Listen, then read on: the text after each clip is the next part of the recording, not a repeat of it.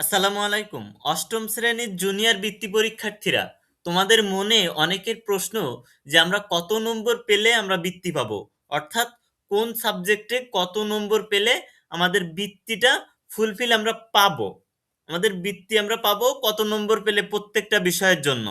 তো এই বিষয় নিয়ে আজকে কথা বলবো। দেখো, প্রথমে আমরা জেনে নিই যে বৃত্তিটা কোনভাবে দেওয়া হবে, কিভাবে দেওয়া হবে। দেখো, তোমাদের জুনিয়র জুনিয়র যে বৃত্তি পরীক্ষা, এই জুনিয়র বৃত্তি পরীক্ষা উপজেলা ভিত্তিক এবং জেলা ভিত্তিক দেওয়া হবে। অর্থাৎ তোমার যে জেলা আর উপজেলা, জেলা উপজেলা ভিত্তিক দেওয়া হবে। তোমার ধরো তোমার জেলায় 30 জন দেওয়া হলো, অন্য জেলায় 30 জন দেওয়া হলো, এরকম। কিন্তু এক জেলায় যে 80 জন হইলো, অন্য জেলায় 20 জন হইলো, বিষয়টা এমন না।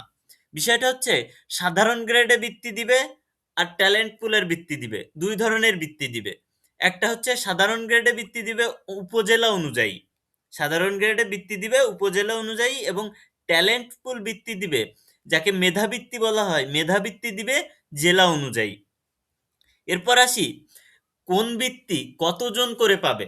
অর্থাৎ একটা নির্দিষ্ট সংখ্যা তো অবশ্যই থাকবে যে এতজন এতজন বৃত্তিটা পাবে, অবশ্যই এর সংখ্যাটা আছে। আর এই সংখ্যাটা হচ্ছে সাধারণ গ্রেডের বৃত্তি প্রতিটি উপজেলায় পাবে 30 থেকে 50 জন, এবং ট্যালেন্ট পুল অর্থাৎ মেধাবৃত্তি প্রতিটা জেলায় পাবে 15 থেকে 30 জন করে। এরপরে যদি আমরা আসি, তাহলে কত নম্বর পেলে বৃত্তি পাবে তোমরা, তোমাদের কত নম্বর পেলে তোমরা বৃত্তি পাবে প্রত্যেকটা সাবজেক্টে। দেখো, ট্যালেন্ট পুলে বৃত্তি পাবে তোমরা প্রতি সাবজেক্টে যদি 88 থেকে 92 নম্বর করে পাও। ট্যালেন্ট পুল বৃত্তি পাবে প্রতি সাবজেক্টে যদি তুমি 88 থেকে 92 নম্বর করে পাও।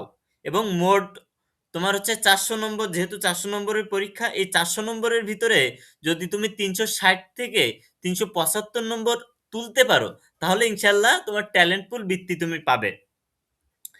এখন ট্যালেন্ট পুল বৃত্তি তো হইলো, এখন কথা হচ্ছে যে ট্যালেন্ট পুল বৃত্তি না পেয়ে যারা হচ্ছে সাধারণ বৃত্তি পাবে, তারা কত করে পাবে, তাদের কত করে নম্বর পাওয়া লাগবে। তাদেরও নম্বর পাওয়া লাগবে, তবে তাদের তাদের হচ্ছে তোমার 85 থেকে 88 নম্বরের ভিতরে এরকম পাইলে প্রত্যেকটা সাবজেক্টে হবে। আর মোট নম্বরের ভিতরে তোমার 355 থেকে 360 নম্বরের ভিতরে পাইলে হবে। এরপর আসি যে কিছু বিষয় তোমাদের মনে রাখতে হবে। কি কি বিষয় তোমাদের মনে রাখতে হবে? তোমাদের মনে রাখতে হবে ঢাকা সহ বিভাগীয় জেলাগুলোর উপজেলাতে বেশি নম্বর পাওয়া লাগবে। অর্থাৎ বিষয়টা হচ্ছে, ঢাকা একটা বিভাগীয় শহর, তো এখানে জনবসতিও অনেক, সুতরাং এখানে কিন্তু কম্পিটিশনও অনেক, অনেক স্টুডেন্ট পরীক্ষা দিবে আর কম্পিটিশনও অনেক। এই কারণে এখানে কিন্তু অনেক বেশি নম্বর পাওয়া লাগবে। এই যে 88 থেকে 92 নম্বর, এর থেকে বেশি নম্বরও তোমার পাওয়া লাগতে পারে। এবং গ্রাম পর্যায়ে উপজেলাগুলোতে কম নাম্বারের বৃত্তি পাবে। অর্থাৎ কম কম নম্বর পাইলেও কিন্তু গ্রাম পর্যায়ের উপজেলাগুলোতে বৃত্তি পাবে, কারণ এখানে কিন্তু কম্পিটিশন কম, খুব কম স্টুডেন্টই পরীক্ষা দিবে। ওকে, সুতরাং তোমরা যেখানে আসছো তোমাদের ঠিক সেইভাবে সবকিছু মেনটেন করে পরীক্ষা দিয়ে আসতে হবে।